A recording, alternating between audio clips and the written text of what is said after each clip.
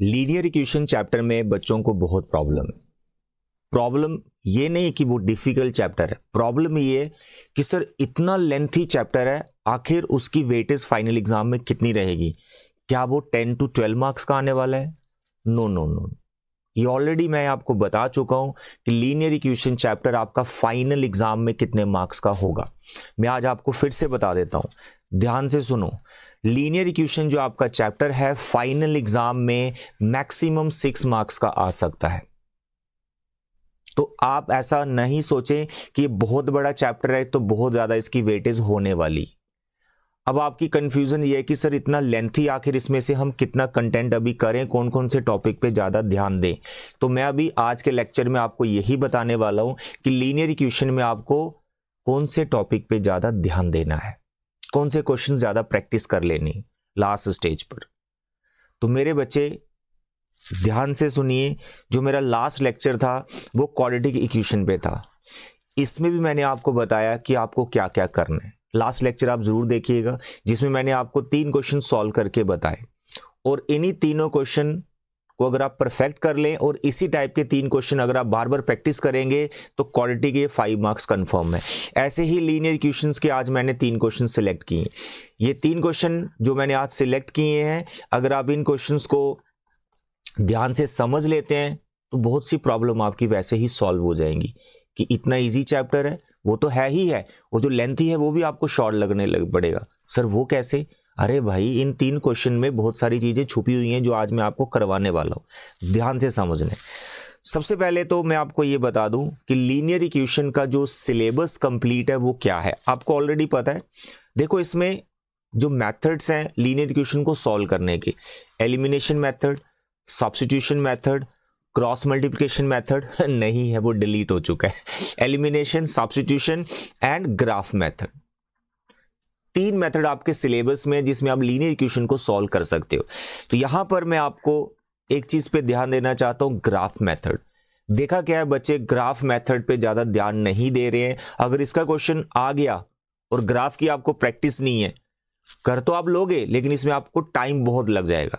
तो मैं आज आपको यह बताने वाला हूं कि ग्राफ मेथड से सॉल्व करना, अगर आपको लीनियर इक्वेशन आ गई, जहां ग्राफ से रिलेटेड कोई क्वेश्चन आ गया, उसको जल्दी से कैसे सॉल्व करना है, जल्दी से ग्राफ कैसे बनाना है। तो एक क्वेश्चन मेरा ग्राफ मेथड पे, तो लास्ट स्टेज पे आपको ग्राफ मेथड पे जरूर फोकस करना है, क्योंकि एलिमिनेशन, सब्स्टिट्यूशन, इसकी तो आप प्रैक्टिस खूब करते हो, बहुत प्रैक्टिस करते हो इसकी। तो ग्राफ मेथड की प्रैक्टिस आपकी कम है, तो ग्राफ मेथड की प्रैक्टिस आपने अभी करनी है, ठीक है। तो एक क्वेश्चन मैंने ग्राफ मेथड का रखा है। नेक्स्ट आपकी लीनियर इक्वेशन में बहुत सारी वर्ड प्रॉब्लम्स हैं, स्टेटमेंट सम, कौन कौन सी करें। देखा बेटा, पूरे सेशन में आप बहुत सारी वर्ड प्रॉब्लम करते ही आए हो, लेकिन लास्ट स्टेज में मैं आपको बताता हूं कि लीनियर इक्वेशन में जो डिजिट वाले क्वेश्चंस होते हैं, फाइंड 2 डिजिट नंबर, फिर कंडीशन उसका दिया होता है, तो डिजिट वाले क्वेश्चन आपको ज्यादा प्रैक्टिस करने। अगर ये अच्छे से आते हैं तो लीनियर इक्वेशन में ही टाइम, स्पीड से रिलेटेड क्वेश्चंस होते हैं, इनको कर लें। एक हो गया मेरा ग्राफ मेथड, दूसरा मेरा वर्ड प्रॉब्लम होगी डिजिट वाले क्वेश्चन करने, जो मैं अभी करके दिखाऊंगा। एक क्वेश्चन मैंने इसका रखा हुआ, 2 हो गए। Third question most important, sir वो क्या? Conditions for consistency and inconsistency of the system of linear equations. जैसे आपने 3 कंडीशंस तो पढ़ रखी हैं जब आप ग्राफ मेथड सीखते हो, कि जब लाइंस इंटरसेक्ट होती हैं तो यूनिक सॉल्यूशन होता है, सिस्टम कंसिस्टेंट होता है, इनफाइनाइट मैनी की नो सॉल्यूशन की। इस पे 99% क्वेश्चन आपको एग्जाम में आता है। फाइंड के सिस्टम इज कंसिस्टेंट और इनकंसिस्टेंट, और फाइंड के इनफाइनाइट मैनी सॉल्यूशंस, इस टाइप के क्वेश्चंस। तो मैं यहां पे जो 3 क्वेश्चन सिलेक्ट किए हैं उससे आपको पूरे चैप्टर का भी रिवीजन हो जाएगा, पूरे चैप्टर का रिवीजन हो जाएगा। देखो, एलिमिनेशन, सब्स्टिट्यूशन के बहुत ज्यादा क्वेश्चन अगर आप करना चाहते हो कि सर और चाहिए हमें एक्स्ट्रा क्वेश्चंस, तो भाई वीडियो एक मैं लिंक डाल रहा हूं यहां डिस्क्रिप्शन पे प्लेलिस्ट का, वो मैंने चैप्टर पूरा पढ़ा रखा है, ये लीनियर इक्वेशन, आपको बहुत सारे क्वेश्चन उसमें मिल जाएंगे, पूरी एनसीईआरटी सॉल्व्ड है, एक्स्ट्रा क्वेश्चंस भी वहां करा रखे हैं, ठीक है। तो वहां से आप कर सकते हो। बस लास्ट स्टेज पे मैं आपको हमेशा क्या बोलता हूं, एनसीईआरटी करो, एनसीईआरटी एग्जाम्पलर करो। एनसीईआरटी एग्जाम्पलर लीनियर इक्वेशन की मेरे टेलीग्राम चैनल पे आपको मिलेगी, और उन क्वेश्चंस को मैंने क्रॉस कर रखा है जो आपको नहीं करने हैं। तो हर एक चैप्टर की एनसीईआरटी एग्जाम्पलर मेरे टेलीग्राम चैनल पे अपलोड हो रही है, वहां से एनसीईआरटी एग्जाम्पलर की जितने भी एमसीक्यूज हैं उनको परफेक्ट करो और लॉन्ग आंसर टाइप पे ध्यान दो, ठीक है। तो एनसीईआरटी एग्जाम्पलर को भी आपको करके ही जाना है लास्ट स्टेज पर। तो देखें आज के क्वेश्चन, लीनियर इक्वेशन की कंफ्यूजन एकदम दूर है। 3 तरह के क्वेश्चन करने हैं, word problem, system is consistent inconsistent, उस पर क्वेश्चन करना है, एंड ये वाले क्वेश्चंस, ये ग्राफ मेथड जो कि बहुत कम प्रैक्टिस है आपका, मैं जानता हूं। तो 3 टाइप के क्वेश्चन मैं आपको यहां पे करवाने वाला हूं और इन्हीं 3 टाइप के क्वेश्चन आपको ज्यादा प्रैक्टिस करने हैं लीनियर इक्वेशन के, ठीक है। तो बड़े भाई फर्स्ट क्वेश्चन क्या लिख रखा है, word problem. A 2-digit number is obtained by either multiplying the sum of the digits by 8 and then subtracting 5, or by multiplying the difference of the digits by 16 and then adding 3. Find the number. देखो जो digit वाला question है, चाहे वो quadratic में आए चाहे वो लीनियर में आए, आप 2 वेरिएबल में चले जाओ हमेशा, एक्स और वाई में, ठीक है। और डिजिट वाले क्वेश्चन में 3 लाइन लिखना फिक्स होता है, उसके बाद कंडीशंस लगानी होती है।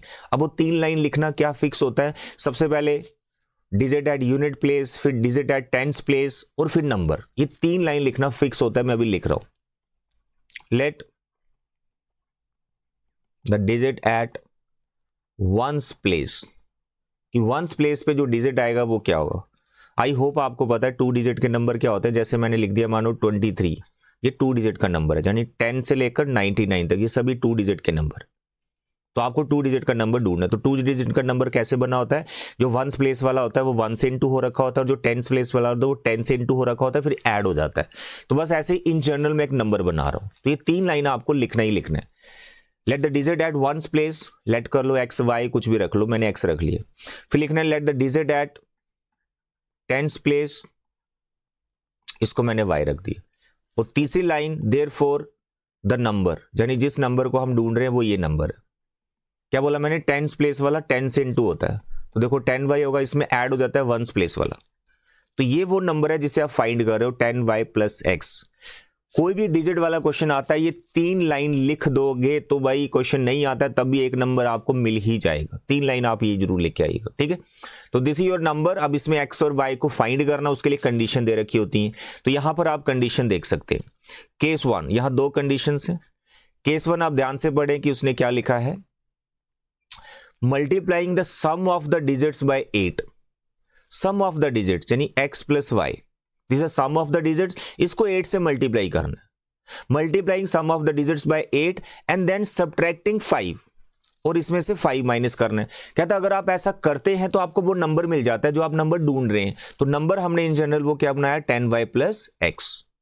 तो ये वो कंडीशन है जिसे हमें कोई नंबर मिल रहा है जो हम फाइंड करना चाहते हैं। तो हमने इस कंडीशन को अप्लाई करना और इसको नंबर के एक को रख लेना। इसको थोड़ा सिंप्लीफाई करें तो आपको एक लीनियर इक्वेशन मिल जाएगी, फिर उसको सॉल्व कर लेना। 8x plus 8y minus 5, 10y plus x, x वाली टर्म एक तरफ ले जाओ, देखो 8x और x दोनों को माइनस किया, ये 7x हो जाएगा। ये 8y, ये 10y, 10y उधर जाएगा, यहां बनेगा टोटल माइनस 2y, और 5 को उधर ट्रांसफर करो। This is first equation. I hope it is clear, ठीक है, ठीक बन गई। तो this is first linear equation. अब सेकंड कंडीशन कि वो नंबर आपको ऐसे मिल जाएगा by multiplying the difference of the digits by 16। देखो यहां पे जो डिफरेंस लिखा है ना, ये नहीं बोला उसने x में से y या y में से x, इसलिए दोनों केस आपको यहां पे चलाने होते हैं। Difference of the digits x minus y या फिर y माइनस एक्स भी हो सकता है, ठीक है। डिफरेंस ऑफ द डिजिट्स, हमें क्या पता कौन सा डिजिट किस में से माइनस करना है, इसलिए दोनों केस लेके चलना होता है, ठीक है।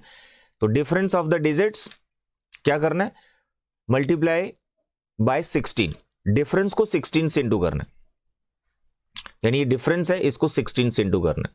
दोनों केस एक साथ मैं लिख रहा हूं, कर रहे, एंड देन एडिंग 3, फिर इसमें 3 ऐड करना है, प्लस 3 प्लस 3। क्या होगा इससे, ऐसा करने से आपको वो नंबर मिल रहा है जिस नंबर को आप ढूंढना चाहते हो। तो वो नंबर किसके इक्वल है, 10y प्लस एक्स। इसमें लाइन लगा लें और यहां पर भी 10y प्लस एक्स लिखना है।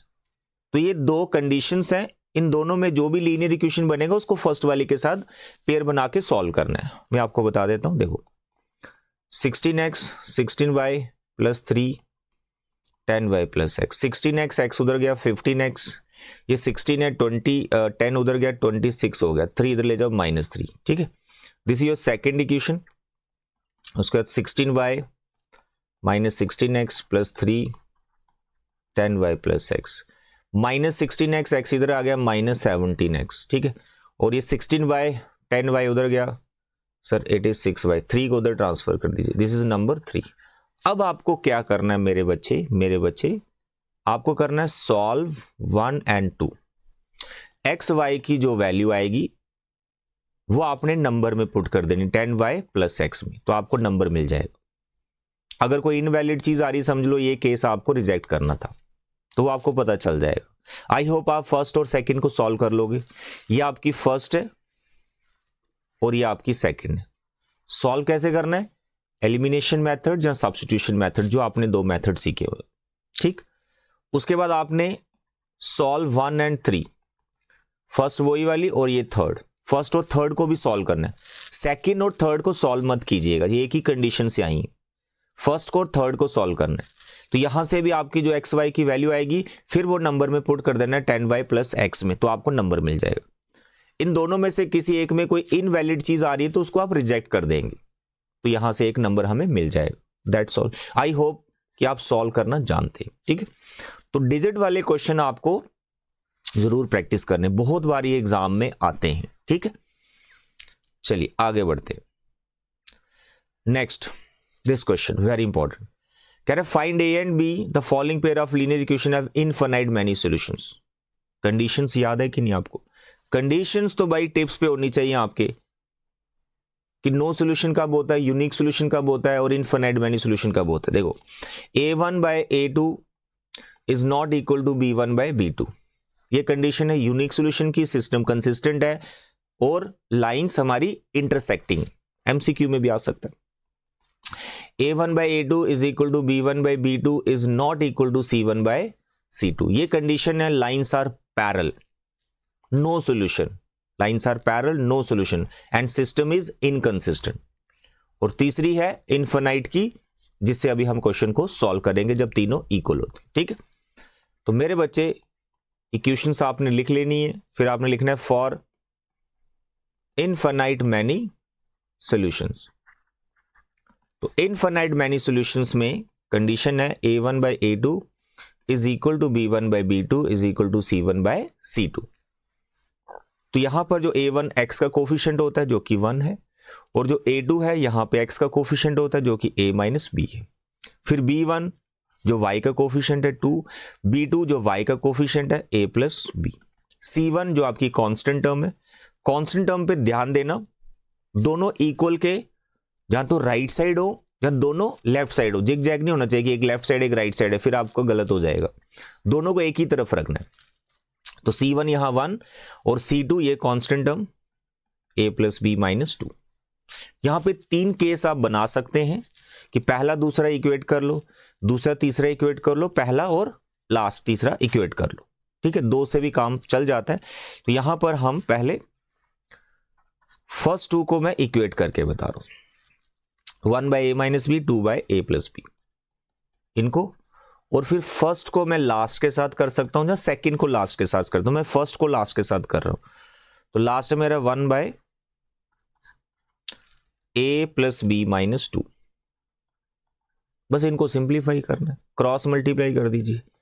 ये आ गया 2a 2b is equal to a plus b, 2a की तरफ a गया सर, a बचा, b की तरफ ये 2b चला गया, a मेरा 3b आएगा। तो यहां पे हमने इसको इक्वेशन बना लिया।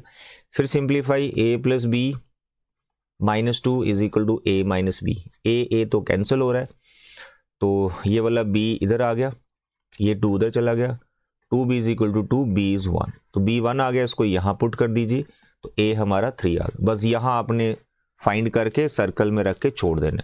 कई बार 2 वैल्यूज आती हैं, a की 2 आ जाए या b की 2 आ जाए, या कोई k निकालना उसकी 2 वैल्यूज आ जाए, ध्यान रखें क्या करना उसमें।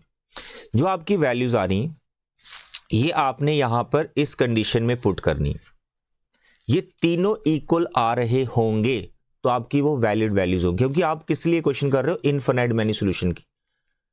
अगर आपने ऐसी वैल्यू पुट कर दी जिससे ये तीनों इक्वल ही नहीं आ रहे, या दो इक्वल आ रहे तीसरा नहीं आ रहा, वो वैल्यू रिजेक्ट करनी, क्योंकि क्वेश्चन है इनफिनाइट का, दो इक्वल है तीसरा इक्वल नहीं, वो तब रखनी जब नो सोल्यूशन का क्वेश्चन आएगा। तो यहां पर आप नोटिस करें, जो 3 और 1 आया, A3 और B1 आया, ये दोनों वैल्यूज क्या कर रही होंगी, इन तीनों रेशियोज को इक्वल बना रही होंगी। अगर नहीं बना रही इसका मतलब हमने जहां गलत किया है, जहां फिर क्वेश्चन इनवैलिड। चेक कर लेते हैं। देखो A में 3 पुट कर रहा हूं, तो जैसे मैंने A यहां पे 3 पुट किया और B यहां पे 1 पुट किया, तो 3 में से 1 गया सर जी 2, ये 1/2 आई फर्स्ट रेशो। दूसरी में मैंने 3 यहां पे 1 A3 पुट कर दिया, B यहां पे मैंने 1 पुट, 3 + 1 4 होता है, 2/4 1/2 होता है, दोनों इक्वल आ गए। फिर मैंने 3 1 पुट कर दिया, यहां पे 3 कर दिया, यहां पे 1 कर दिया, 3 and 1 4, 4 में से 2 गया 2, देखो तीनों इक्वल आ गए। इसका मतलब जो हमने वैल्यूज निकाली बिल्कुल सही है। अगर आपको कोई भी डाउट, कोई कंफ्यूजन हो तो इन वैल्यूज को यहां पुट करो, तीनों इक्वल आए तो इनफिनाइट, फर्स्ट 2 इक्वल है तीसरा नहीं आ रहा तो नो सोल्यूशन है, फर्स्ट 2 अनइक्वल आ रहे तो वो यूनिक सोल्यूशन होगा। दैट्स ऑल, जो पूछा वो उसके अकॉर्डिंग क्वेश्चन कर लेना आपने। Now the last question that is very important, जिसकी प्रैक्टिस ऑफ कोर्स आपकी कम है मैं जानता हूं, ग्राफ मेथड। तो ग्राफ मेथड से यहां पे सॉल्व करने के लिए यहां नहीं बोला गया, बड़ा स्पेशल क्वेश्चन है। यहां पर मैंने 3 इक्वेशंस रखी हैं, इसको जल्दी से कैसे हमने लाइंस बनानी है, सॉल्व करना है, कैसे हमने क्वेश्चन का आंसर देना है, वो मैं आपको बताता हूं। देखो, जब हम आपको ये चैप्टर स्टार्ट करते हैं, ये 3rd चैप्टर है, बहुत जल्दी आ जाता है सिलेबस में, अप्रैल मंथ ही लगभग चल रहा होता है उस टाइम पे जब आप ये चैप्टर पढ़ते हो, तो उस टाइम हमें लगता है कि आप उतने मेच्योर नहीं हो चीज़ों को समझने के लिए।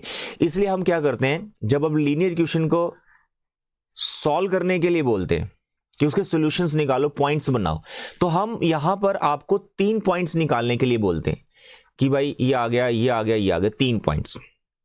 बेसिकली हमें 3 पॉइंट्स की रिक्वायरमेंट नहीं होती, मिनिमम है 2 पॉइंट चाहिए लाइन बनाने के लिए। तो आप क्या करेंगे, एग्जाम में 2 पॉइंट बना दीजिए, फुल मार्क्स मिलेंगे आपको। बट कंडीशन एक ही है, वो पॉइंट गलत नहीं होने चाहिए। गलत हुआ चेक भी नहीं कर पाओगे आप, क्यों? क्योंकि 2 पॉइंट से हमेशा लाइन बनी जाती है। हम इसलिए तीसरा पॉइंट आपसे निकलवाते हैं, क्यों?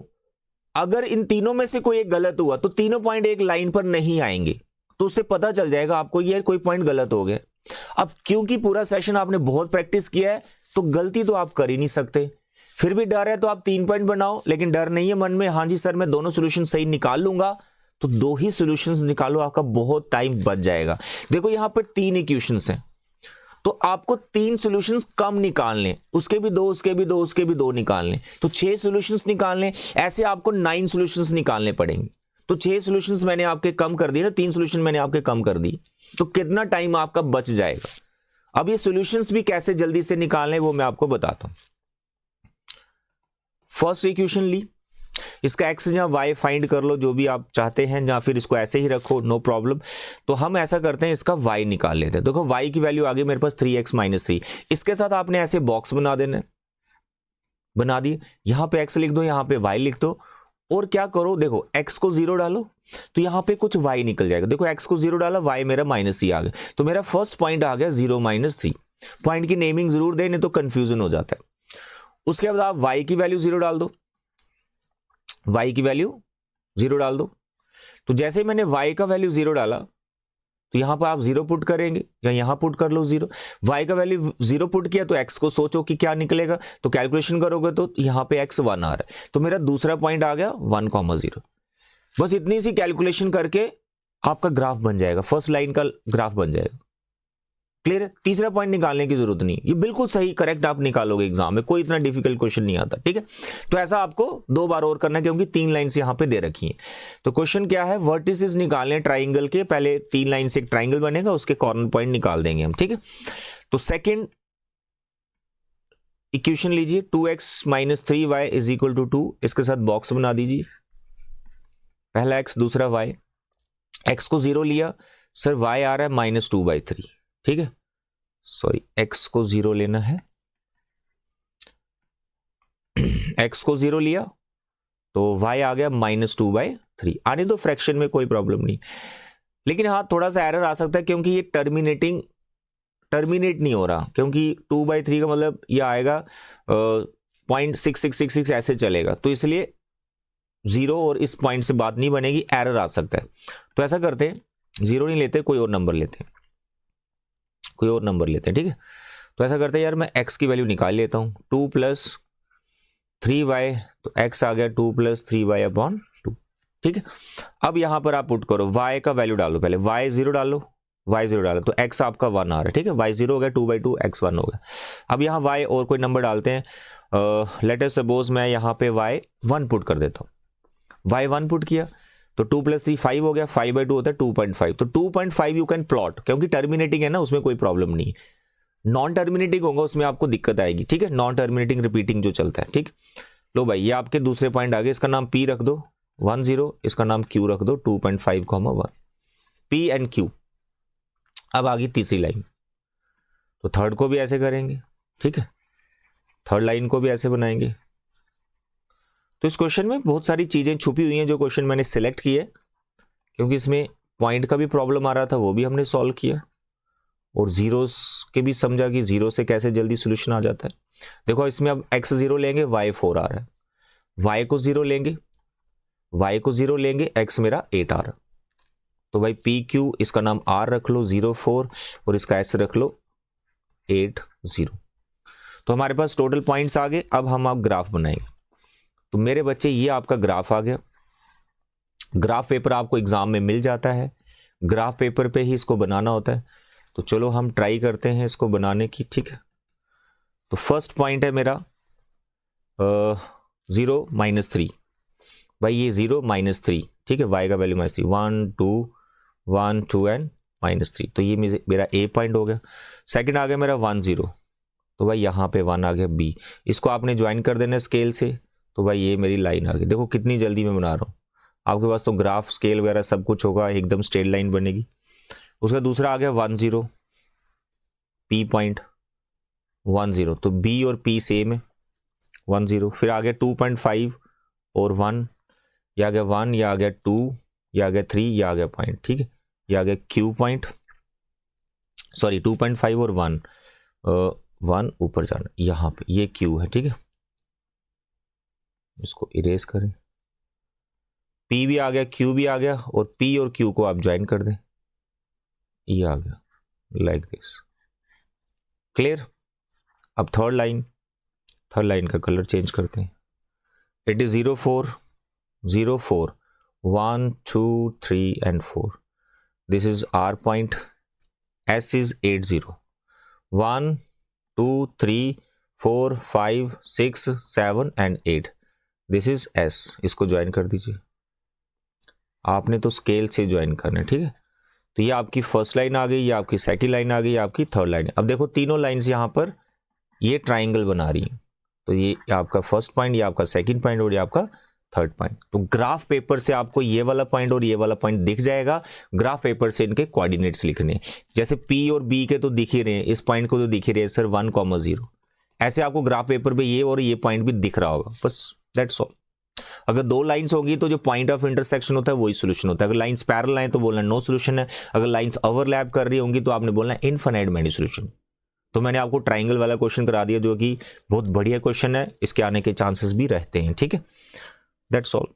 तो ग्राफ की प्रैक्टिस जरूर करनी। आई होप तो आपको सारी चीजें क्लियर हो गई कि लीनियर इक्वेशन में आपको किस पे ध्यान देना है, वर्ड प्रॉब्लम करनी है, इनफिनाइट नो यूनिक पे जो क्वेश्चंस होते हैं के निकालने वाले उनको करना है, और तीसरा ग्राफ मेथड की प्रैक्टिस कर ले। तो 3 तरह के क्वेश्चन आपको प्रैक्टिस करने हैं, और कहां से करने हैं, पहले एनसीईआरटी और उसके बाद एनसीईआरटी एग्जाम्पलर, उसके अलावा कुछ नहीं करना। अगर दोनों बुक्स अच्छे से आती हैं फिर सैंपल पेपर से इसकी प्रैक्टिस करनी, ठीक है। थैंक यू बच्चे, bye bye and take care.